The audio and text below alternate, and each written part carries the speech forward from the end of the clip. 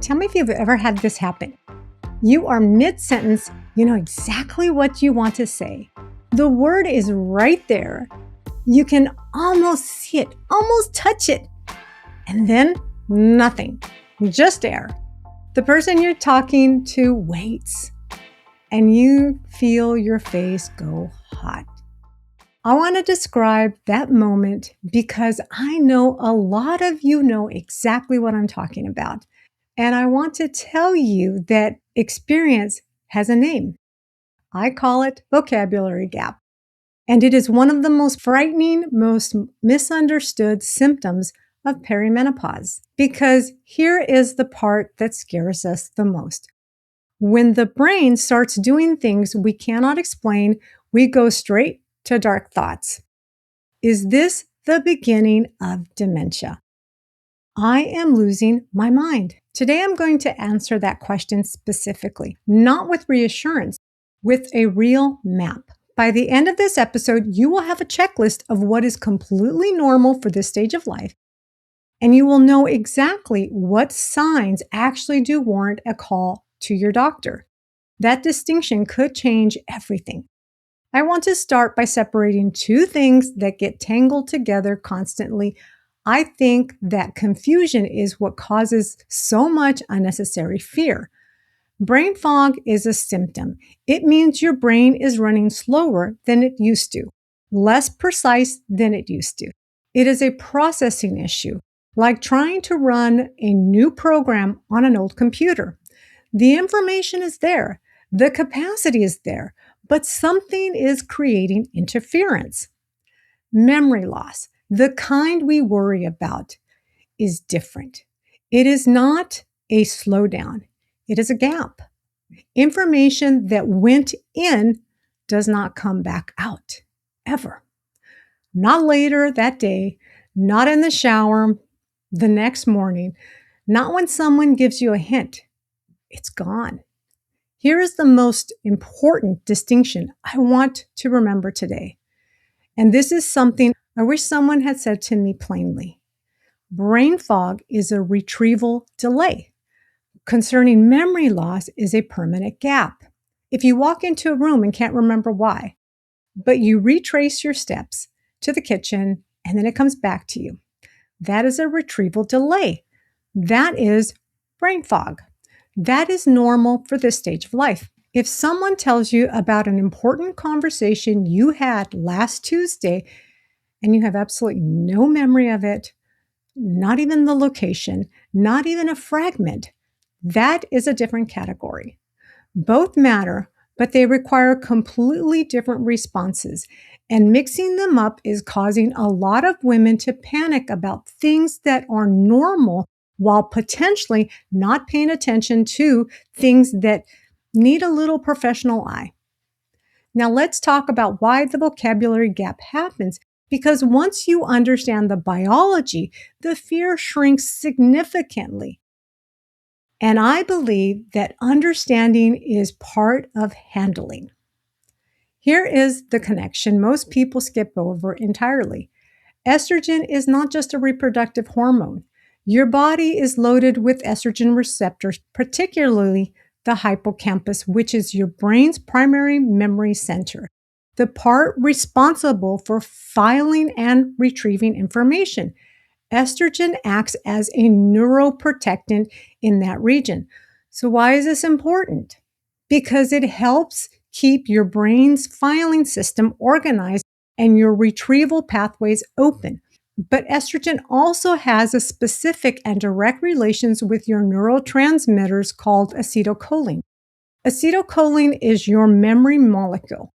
It is a chemical messenger your brain uses to form memories and recall existing ones. Estrogen promotes its production.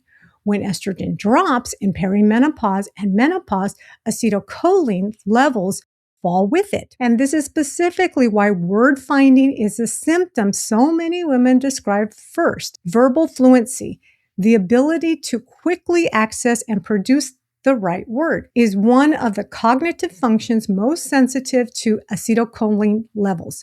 It is not your intelligence. It is not a sign of decline. It is your brain's chemistry adjusting to a new hormonal environment. Here's what I want you to hear. That filing system is not destroyed. It is temporarily disorganized. And there are specific things you can do to support it, which is exactly what we are going to cover. This is the part I want you to save, share, and come back to, because I think every woman in midlife deserves to have information. Before I go through this list, if you've been watching this and you've been scared about your memory, I want you to drop a comment right now. How long have you been sitting there with this fear? Because you should know not to have to. And by hitting subscribe means you will get this kind of practical information every single week.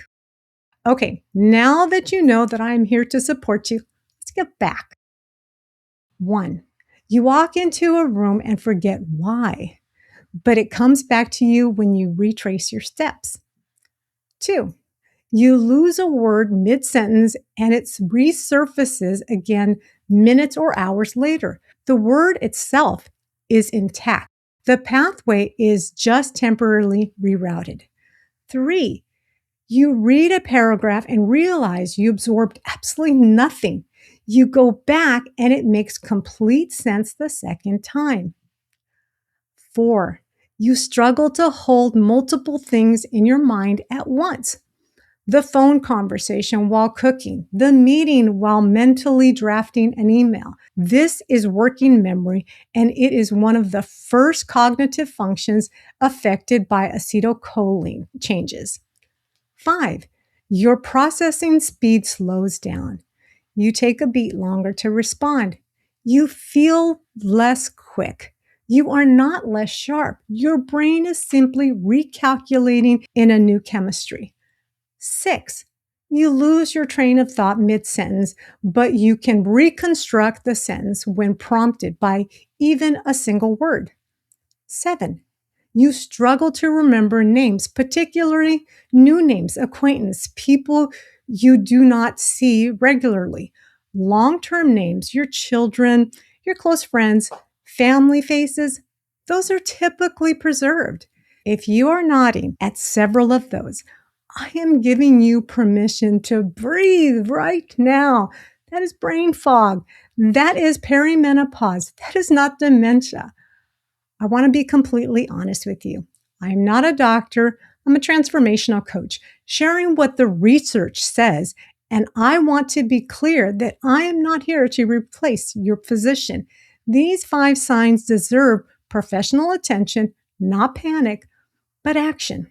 1, you get lost in a familiar place, not disorientated briefly, but actually unable to find your way in a neighborhood you have driven through for years.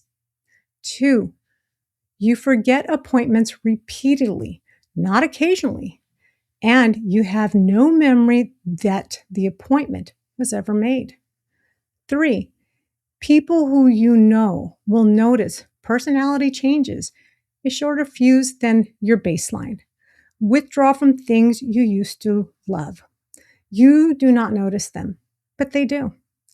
4, familiar tasks become difficult. Cooking a recipe you have made hundreds of times. Navigating your banking app. Managing a calendar system that used to be effortless. 5, you ask the same question multiple times within the same conversation, not forgetting an answer from last week, forgetting the answer from 5 minutes ago in the same sitting. Any one of those 5 consistently, please make an appointment, not from a place of fear, but from a place of self-advocacy. You are your own best health champion. I want to talk about food, but not in a general way. I want to talk about brain-specific nutrition because there is a distinction that matters. There is something called the Mind Diet, an eating framework developed specifically to support cognitive health and reduce neurological decline. And the reason I want to share it is because the specific foods on this list targets acetylcholine production, reduce what is called neuroinflammation, inflammation inside the brain, and protect the hippocampus specifically. Here are the 5 things I want you to focus on. Fatty fish, 2 servings per week, minimum. Salmon, sardines, mackerel. The omega-3 fatty acids, specifically DHA, make up a significant portion of your brain cells' membranes. They literally keep the brain cells structurally sound and communicating efficiently. When DHA is low, brain cell walls become less flexible, and that affects how quickly signals travel. Berries, especially blueberries and strawberries. The flavonoids in berries reduce neuroinflammation and improve the communication brain cells. Research shows that women who eat berries regularly delay cognitive aging by 2.5 years. That is a measurable, meaningful number. Dark leafy greens every day, spinach, kale, arugula. These are rich in folate and vitamin K, both directly tied to slow aging related cognitive decline. 1 serving per day is linked with a brain 11 years younger than those who eat none. Olive oil. Use it as your primary fat. It contains a compound called oligocanthal, which researchers are studying specifically for its ability to clear amyloid proteins from the brain, the same protein associated with Alzheimer's. Eggs. And this one is specifically about acetylcholine. Egg yolks are one of the richest sorts of choline, the precursor your brain uses to manufacture acetylcholine. Your memory molecules, as your estrogen drops and your acetylcholine production decreases, dietary choline becomes even more important.